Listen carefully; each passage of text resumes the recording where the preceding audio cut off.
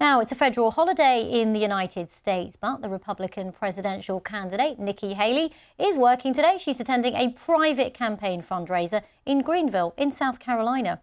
It's less than a week until her home state prepares to vote on Saturday. Donald Trump's 2016 primary win there helped cement his front-runner status. Make sure you go tell everybody you know that they need to vote in this primary. You'd be surprised at how many of your family and friends just vote in general elections. In a general election, we're given a choice.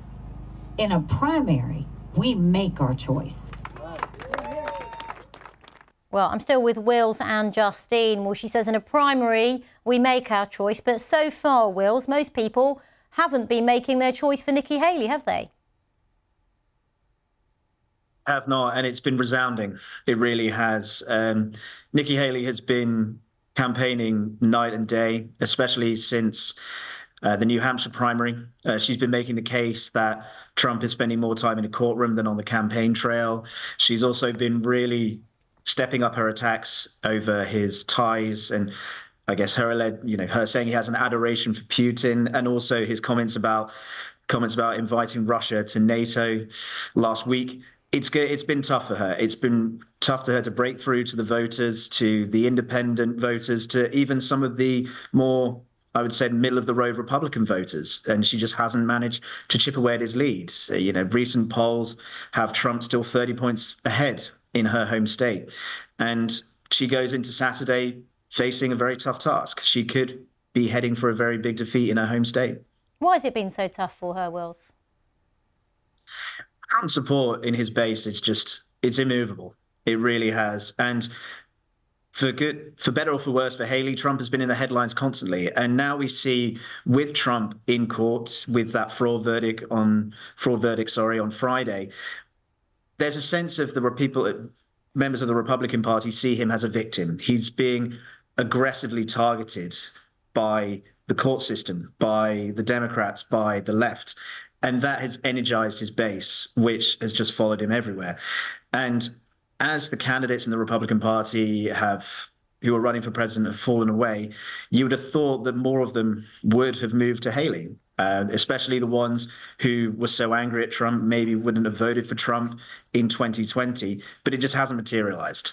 And okay. A lot of people see Biden, a lot of people see Trump as being someone who can easily beat Biden in November 2020 as well.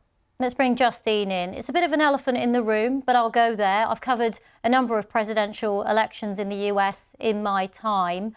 How much do you think sexism has played into the reaction that Nikki Haley's getting? I think Trump certainly has been sexist against Nikki Haley, but I also just feel she's trapped by this two-party system that America has. When you listen to her talking in advance of that primary, she almost sounds like an independent. She's saying, look, 70% of US voters don't want Biden or Trump.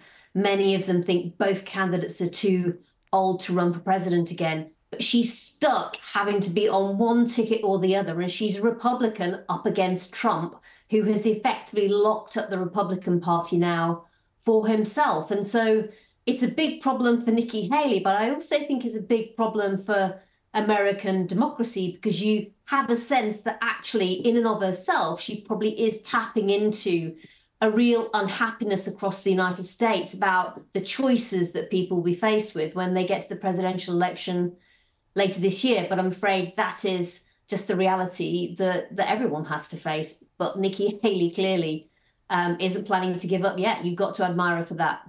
Indeed. Some people say they don't give up until they run out of the money. Let me ask you both this. What we're in now? We're in February. I even lost the month there. We're already in the middle of February. Justine, I'll start with you. Who do you think, let's assume Donald Trump is the Republican candidate, who do you think he's going to pick as his VP? It's a great question. I think it could be somebody that possibly for a wider world we haven't really heard of much, but there are a number of contenders, aren't there? And, a number of them are women, some of them probably in the Trump mold of being quite reactionary in a sense. So I think we'll have to wait and see. There are a number of names flying around. But you didn't give me a name. But anyway, Justine, we'll move on to Wills. Wills, maybe you'll give me a name. Go on, put your gauntlet down and tell me who you think. Yeah, as Jussie said, there are a lot of names floating around, and the Trump criteria is, I guess, changing a lot and changing quite frequently. It will be an opportunistic approach. A name personally that I've seen and thought maybe a good, I guess, opportunity for him would be Kristi Noem, who's the governor of South Dakota, is relatively unknown, but she's a governor of a very staunchly conservative state in South Dakota, and she is a woman, which does help Trump especially. But you also could pick someone like Tim Scott, African American man, also conservative, and there's also Vivek Ramaswamy. But if I'm going to make a prediction, then I'd say Kristi Noem has a good shout at the moment. OK, well, at least you said a name, unlike Justine. Justine, we'll ask you again next week and see if you've got a clearer guess. I remember, of course, when Sarah Palin came out at that convention, and that was a big surprise when she joined John McCain. So who knows, there could be a complete surprise this year. And that's, of course, assuming that Mr. Trump is indeed the Republican nominee.